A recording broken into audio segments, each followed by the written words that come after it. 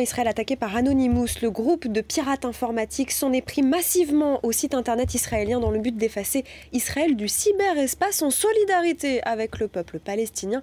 Harold Iman, spécialiste géopolitique de BFM TV, nous a rejoint en plateau.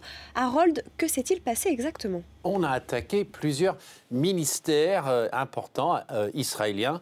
Mais comme Anonymous avait annoncé cette attaque depuis novembre et avait appelé à toutes les bonnes volontés, pour ainsi dire, pour attaquer à leur tour, et sans doute qu'ils n'ont pas été tout seuls, ils ont été énormément aidés, eh bien, ils ont réussi à monter une attaque d'une rare intensité.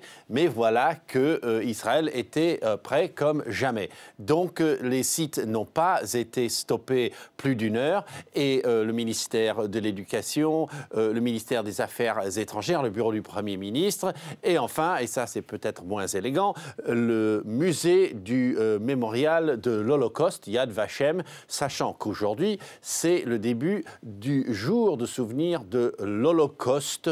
Donc voici ce qu'a fait Anonymous, bien sûr, pour se venger du fait qu'Israël ait coupé Gaza du cyberespace à un moment donné.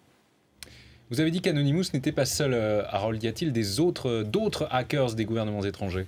Alors, aucun gouvernement ne va dire « je suis un hacker dans mes heures perdues ». Non. Cependant, on se souviendra qu'en 2010, sans doute qu'Israël et les États-Unis, soit le gouvernement directement, soit des officines, soit même des partis ou des groupes d'individus un petit peu mal identifiés, mais quand même qui marchent pour leur pays, on va dire, eh bien, ils ont attaqué en 2010 l'Iran, le système nucléaire, et ils ont causé un dysfonctionnement assez prononcé des centrifugeuses. Alors, de là à penser que peut-être l'Iran a choisi ce jour, parce que les mollahs adorent choisir tout ce qui est autour de l'Holocauste, qu'ils mettent en doute à demi-mot et parfois de façon explicite, eh bien, il n'y a qu'un petit pas à faire. Donc peut-être, voilà, c'est la revanche par Internet. Et nous allons voir de plus en plus de ces revanches et de ces guerres dans le cyberespace entre États.